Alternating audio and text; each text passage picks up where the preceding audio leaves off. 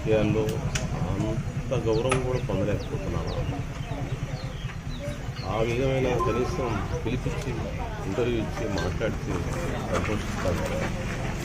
ఏదో ఒకటి ఇస్తాను, ఆయన ఏదో ఒకటి ఇస్తానని చెప్తే నేను కూడా నా మనసుకు చెప్పుకోవటానికి సమాజంలో చెప్పుకోండి. నాకు ఒక గౌరవం ఉంటుంది కదా, నా చుట్టూ కొంత తేడా ఉంటుంది, నా చుట్టూ కొంత సమాజాలు ఉంటాయి.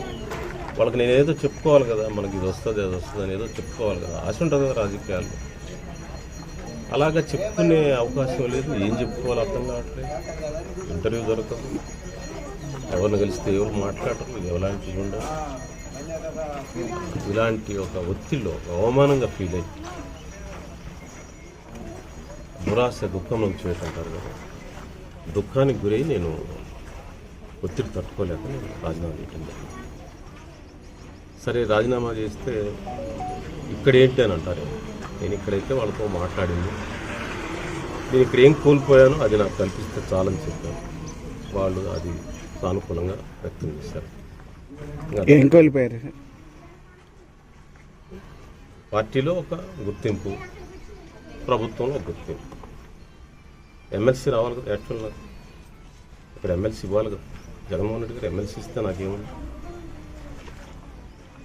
లేదా సీటు కంటెస్ట్ ఇస్తే నేనేం మాట్లాడేవాడిని కాదు. ఏం మాట్లాడకుండా, ఏం అవకాశం ఇవ్వకుండా పూర్తి రాజకీయాలు నమ్ముకున్నాడు. నాకేం వృత్తి లేదు కదా, నాకేం వ్యాపారాలు లేవు కదా.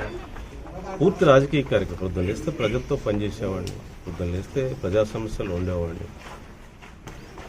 ఎలాంటి ఆదాయం లేనివాడిని. కేవలం ఎమ్మెల్సీ ప్రభుత్వ జీతంతో ప్రజాసేవ చేస్తుంటాను. అదొక కుతూహలం నాకు. అలా చేయటం నాకు ఇంట్రెస్ట్. ఎక్కడ అవినీతి పాల్పడను, ఎక్కడ పొరపాటు చేయను. నాకు వచ్చిన జీతంలోనే నేను కుటుంబాన్ని, నా రాజకీయ వ్యవస్థను అడుగుతూ ఉంటాను. అది పూర్తిస్థాయి కార్యకర్తను, హోల్ టైమర్ లాంటి వాడు. మరి నాకు ఎలాంటి అవకాశాలు కల్పించకుండా, నా పరిస్థితి ఆయనకి తెలుసు, ఆయనకి చెప్పాను, నేను పెద్దలకి చెప్పాను, నేను పార్టీలో నాయకులందరికీ చెప్పాను. మరి ఎలా ఆ పరిస్థితి, ఆ మానసిక పరిస్థితి, ఆ ఒత్తిడిని ఎలా నేను అధిగమించాలి? కనీసం మాట్లాడరు, కనీసం చెప్పరు. ఈ పరిస్థితుల్లో నేను ఆ దురాశ దుఃఖంలో వచ్చేటువంటి విషయం, ఆ విధంగా అట్లా ఎంటర్ అయ్యాను. ఆ దుఃఖంతో నా బయటకు వచ్చాను. కనీసం పిలిచి నాతో మాట్లాడి, నీ భవిష్యత్తు ఇలాంటి ఉంటుంది, లేకపోతే నీకు ఒక గౌరవం దక్కుతుంది అనే ఒక హామీ, చిన్న హామీ ఉన్నట్టయితే నా మనశ్శాంతి ఉండేది. నా కాన్షియస్ చెప్పుకోవడానికి, నా చుట్టూ క్యాడర్ చెప్పుకోవడానికి గౌరవం. ఎలాంటిది లేనప్పుడు ఎట్లా రాజకీయాల్లో బ్రతకాలి? నేను కూడా, నాకు కూడా 60 ఏళ్ళు వచ్చాయి. ఏం చెప్పుకోవాలి? ఆ ఇజ్జత్ కోల్పోయి, ఆ సిగ్గు కోల్పోయి తప్పని పరిస్థితుల్లో నేను. వైకాపాలో మిగతా ఎస్సీ పరిస్థితి నేతలు కూడా ఇంతేనా, లేకపోతే ఎవరిని మాట్లాడితే వాళ్ళ విషాదగాలు వాళ్ళు చెప్తారు. నాకు తెలిసి నాకే, బహుశా ఉన్నవాళ్ళలో నేను సీనియర్, నాకే ఈ పరిస్థితి ఉంటే ఇంకా మిగతా వాళ్ళు ఎలా ఉంటుందో మీరు ఆలోచించుకోండి. అంటే ఎస్సీ లీడర్లు అంటే ఓన్లీ తిట్టడానికి, లేకపోతే ఇతరుల మీద దుర్భాషలు ఆడటానికి మేముంటే, మేము రాజకీయ కార్యకర్త, రాజకీయాలు చేయడానికి, ప్రజా సంబంధాలు మెయింటైన్ చేయటం, ప్రజా జీవితాలు ఏదో పని చేసి గౌరవం పొందటానికి మేము రాజకీయాల్లోకి వచ్చాము.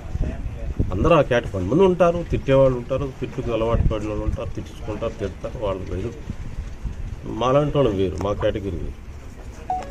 మాకు ఇచ్చే స్పేస్ మాకు ఇవ్వాలి, వాళ్ళకి స్పేస్ ఉండాలి. రాజకీయాలు అందరూ ఉంటారు, కానీ అందరికీ అదే పాఠం చెప్తే ఆ పాఠం అందరికీ ఎట్లా ఎక్కుతుంది?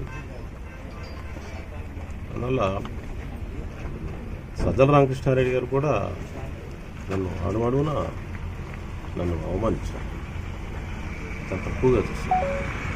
ఆయన సిలబస్ నాకు అర్థం కాలేదని చెప్పి అనే భావనలో ఉంది. ఆయన సిలబస్ ఏంటో, ఆ సిలబస్ నాకు అర్థం కాకపోవటం ఏంటో నాకు అర్థం కాదు. ఆ విధంగా ఇంకా చెప్పుకోకూడదు. ఇవన్నీ వ్యక్తుల పేర్లు కూడా అనవసరం. ముఖ్యమంత్రి గారికి, జగన్ గారికి నా విజ్ఞప్తి ఏంటంటే, ఇప్పటికైనా పార్టీలో సరే మీ వ్యవహారం నాకు అనవసరం, నేను బయటకు వచ్చాను, ఏం ఒక సలహా, ఒక వ్యక్తిగా సలహా ఇస్తున్నాను. రాజకీయాల్లో ఎమ్మెల్యేలు కూడా ఇప్పుడు మేనిఫెస్టో రిలీజ్ చేస్తున్నారు. ఈరోజు మేనిఫెస్టోలో ఎమ్మెల్యేలకి నెలకు ఒక అపాయింట్మెంట్ ఉంటుంది, కార్యకర్తలకి డైలీ కార్యకర్తలు కలుస్తాను, వారానికి ఒకసారి పార్టీ నాయకులతో మాట్లాడతాను, నెలకు ఎమ్మెల్యేకి ఒక అపాయింట్మెంట్ మ్యానుఫ్యాక్చర్ పెడితే బాగుంటుంది. రాజకీయ కార్యకలాపాలు లేకుండా ఊరికి కేవలం మట్టి మన్ను రాయి తవ్వుకుంటే వాళ్ళకి ఏం ఉపయోగం, ప్రజలకి ఏం ఉపయోగం? ఎమ్మెల్యేలు అంటే మట్టి తవ్వుకునేవాళ్ళు, రాళ్ళు తవ్వుకునేవాళ్ళు, రాళ్ళు కొట్టుకునేవాళ్ళు, రాళ్ళు అమ్ముకునేవాళ్ళు, ఇసుక అమ్ముకునేవాళ్ళు వీళ్ళేనా ఎమ్మెల్యేలు అంటే?